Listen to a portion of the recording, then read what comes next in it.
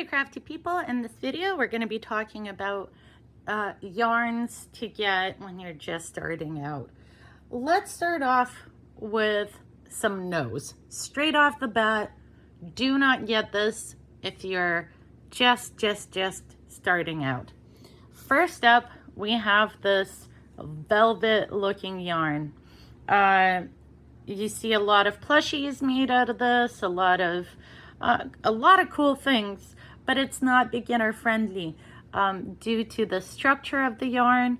It's very fuzzy. You will have a hard time seeing your stitches, and when you're new, it can be hard to keep your stitches straight. The other thing is, if you're undoing any of your work, this yarn will come apart and will look pretty trashy pretty quickly if you're doing something, undoing, and constantly going back and forth, and it's very difficult to see with. So this would not be for a novice.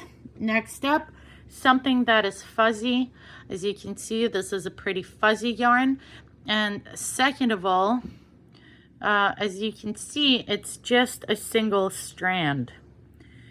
It's a single ply, so it doesn't have a second yarn that would twist together to look like this, but rather it's a single ply, which means it'll split, it will look pretty terrible pretty fast, and it will be a pain in the butt to work with. Third, I would not recommend small yarn. Anything that is a sock size, sport weight, anything below DK, I would not recommend. Go for worsted. That's your run-of-the-mill type of yarn. So many colors. Go for worsted. This is a hand-dyed yarn by me. There's a lot of wonderful artisanal dyers, if you will, and these yarns are gorgeous. And don't be afraid to use them. They're great. They're sturdy. They're often super washed, so you can not be so precious about them. And of course, they have a nice twist to them, but go for something that is not lace or sock weight. Go for a worsted and above, a DK and above, but I'd say worsted. So you're going, let's say you're going to a Michael's. Look for yarns that, first of all, see, this is a big yarn. It's got a twist to it.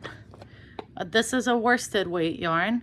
It's got a twist to it. This will be great to work with. And to simply compare how big this yarn is compared to this one, this will be very difficult to see your stitches, to get the hook into those stitches. Go for a bigger yarn.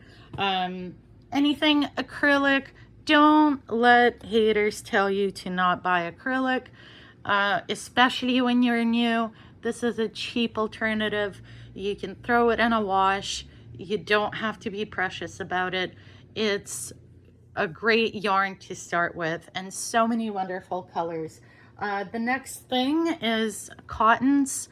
Cottons are great. They can be a little difficult on your wrists because they don't have stretch, whereas acrylics and woolen yarns, they have stretch to them. Cottons do not, but there's so many wonderful projects to make with cotton. The other thing I would not recommend is going for something very dark like this color. It's a navy. Don't go for blacks. Don't go for those deep slate grays and navies.